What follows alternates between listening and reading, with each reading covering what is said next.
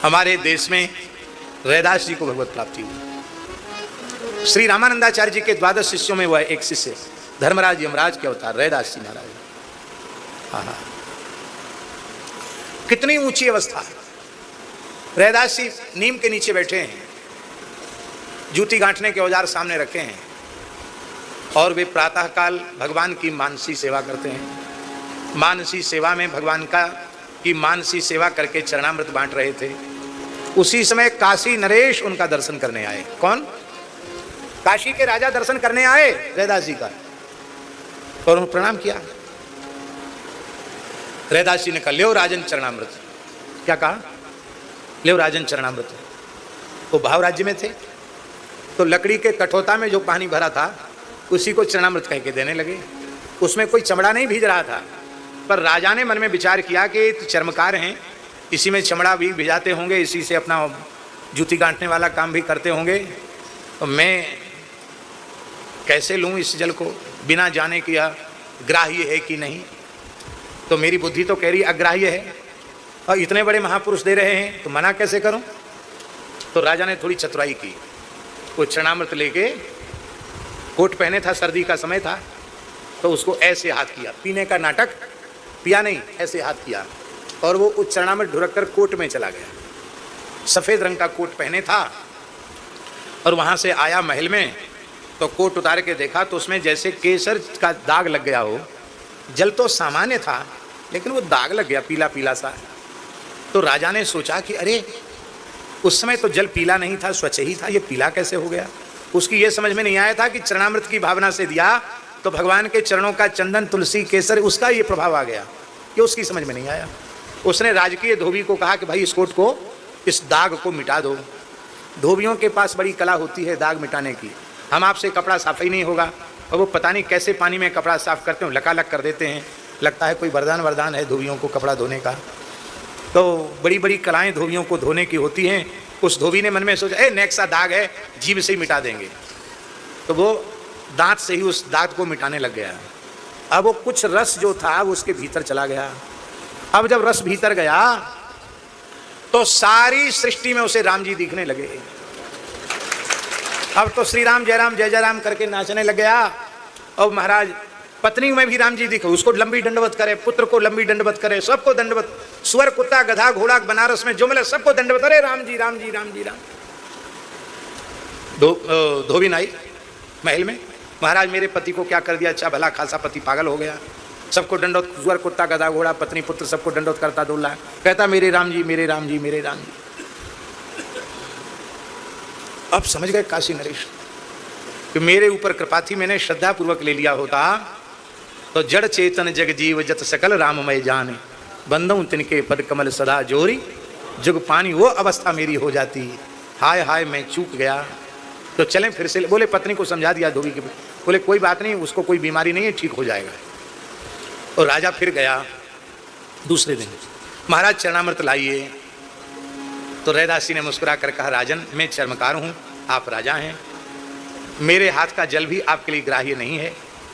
कल तक वह चरणामृत था पर आज तो एक चर्मकार का जल है, मैं आपको नहीं दे सकता क्योंकि आज वह चरणामृत नहीं है, कल चरणामृत था आज नहीं। चुप गए। अब ऐसे ही ये बता रहे हैं इस कुल में जन्म लेने वाले भी इतनी ऊंची आध्यात्मिक अवस्था प्राप्त कर सकते हैं, तो क्या बुरा है किसी निम्न जाति में जन्म लेना। बस वर्णाश्रम मर्यादा का आदर करते हुए भगवत शरणागत होकर के भक्ति करो। श्री संत कबीरदास जी महाराज जिनकी जयंती कल थी, श्री कबीरदास जी महाराज और रैदास जी गुरु भाई हैं, बड़ा प्रेम था। और गुरु गोरखनाथ जी का भी बड़ा प्रेम था। एक बार श्री गोरखनाथ जी रैदास जी के पास आए। उस समय रैदास जी मानसी भाव राज्य में थे और गोरखनाथ जी ने कहा, रैदास जी प्यास लगी है, पानी लाओ। खप्पर आगे बढ़ा दिया। तो आपने कहा सामान्य जल क्या पियोगे, ले भगवत चरणामृत। और कठोता में जो जल भरा था वो गोरखनाथ जी के खप्पर में डाल दिया, भर दिया खप्पर। और गोरखनाथ जी को यही भाव आ गया, मैं कैसे ये खप्पर का जल पीऊं। तो पिया भी नहीं, फेंका भी नहीं, हाथ में खप्पर लेके कबीरदास जी के यहाँ पहुंच गए। सत्संग होने लग गया। कबीरदास जी की मानस पुत्री थी कमाली। कमाली आई, कमाली ने कहा गोरखनाथ जी से कि काका जी आज खप्पर में क्या भर के लाए हैं? तो गोरखनाथ जी ने हंसते हुए कहा बिटिया कमाली क्या बता मैं, तुम्हारा ही एक काका है रैदास, विचित्र प्रकार का महात्मा है। मैंने प्यास लगी थी जल पीने के लिए मांगा तो अपने कठोते का जल दे दिया चरणामृत कह करके, तो मैंने पिया नहीं। तो बाबा जी मैं ले लूं? हाँ ले लो। कमाली उसको पी गई और उनके खप्पर को धो करके दूसरा जल गंगा जल भर के लाई, उन्होंने जल पी लिया। कालांतर में कमाली का विवाह मुल्तान शहर में हुआ जो वर्तमान में दुर्भाग्य से पाकिस्तान में है, भगवान नरसिंह की प्राकट्य की भूमि है। तो अपने नाथ मत का प्रचार करते हुए गोरखनाथ जी मुल्तान गए तो बड़ी प्रसिद्धि थी कि एक ऐसे अवधूत योगी आए हैं जिनका खप्पर बड़े बड़े राजा महाराजा भी नहीं भर सकते। वो कहते थे हम उसी के घर की भिक्षा लेंगे जो हमारा खप्पर भर देगा। और गोरखनाथ जी तो सिद्ध योगी, उनका खप्पर कौन भरे? हजारों टन अन्न चला जाए तो खप्पर ना भरे, सिद्ध खप्पर। तो कमाली उस नगर में ब्याही थी। कमाली ने अपने पति से कहा कि वो मेरे काका जी लगते हैं, मेरे पिता धर्म पिता कबीर दास जी के मित्र हैं, इस नाते से मेरे काका जी लगते हैं, उनको घर में न्योते के लिए बुला के लाओ। उसका पति बोला कि हम लोग तो गरीब आदमी हैं, राजा महाराजा खप्पर नहीं भर सकते, तुम कैसे खप्पर भरोगे? बोले इसकी चिंता छोड़ो, उनको घर लाओ। गोरखनाथ जी को घर लाया और आधी भोग लगाकर भगवान को भात, आधी चम्मच भात डाला कमाली ने खप्पर में और पूरा खप्पर आधी चम्मच से भर गया और इतना अधिक भर गया कि नीचे गिरने लग गया। गोरखनाथ जी की आंख खुली की खुली रह गई, मेरी सिद्धि को व्यर्थ कर देने वाली ये कौन है? अरे ये क्या, मेरे इस खप्पर को कोई नहीं भर सकता, तुमने कैसे भर दिया? ये कमाल कैसे आया तुम्हारे भीतर? उसने कहा आप भूल गए हैं, मैं आप सबकी लाडली कबीर दास जी की मानस पुत्री कमाली हूं। अरे कमाली, विवाहित होके तू यहां आई है? बोले हाँ। तो ये कमाल तुझमें कहां से आया? बोले ये गुरुजी हमारा तुम्हारा कमाल नहीं, ये रैदास जी के यहां से जो खप्पर भर के जल लाए थे उसको मैंने श्रद्धा पूर्वक किया, उसी का ये कमाल है। संपूर्ण रिद्धि सिद्धि मेरे करतलगत हैं, जो चाहूं मैं कर सकती हूं। अच्छा, आपने प्रेम से वहां भिक्षा ग्रहण की और तत्काल अंतर्धान होकर काशी पहुंच गए। फिर रैदास जी के सामने पहुंचे, फिर खप्पर बढ़ाए, लाओ प्यास लगी है जल पीऊंगा। तब से रैदास जी हंसे और उन्होंने कहा जब प्याते थे तब पिया नहीं, जिन पिया पिया को जान लिया। जब प्याते थे जिन पिया पिया को जान लिया, जब प्याते थे तब पिया नहीं, जिन पिया पिया को जान लिया।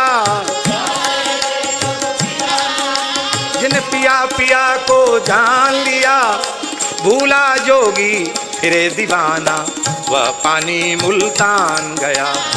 भूला जोगी फिरे दीवाना, वह पानी मुल्तान गया।